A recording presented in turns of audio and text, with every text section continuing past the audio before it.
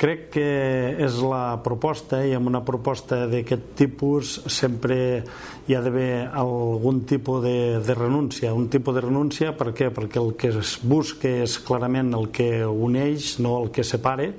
El que busca és que hi hagi una gran representativitat de què és la pluralitat del nostre país, basada en unes eleccions que, si l'estat espanyol fos com cal, ens hauria deixat tindre que fer d'una altra manera. De l'altra manera és que hi hagués pogut haver un referèndum. Com que el referèndum no pot ser, el president el que busca amb la paraula, el compliment, amb la previsibilitat que té de les coses, el que realment busca és que realment siguin unes eleccions plebiscitàries i es vegi molt, molt bé i d'una forma molt marcada qui està pel sí i qui està pel no.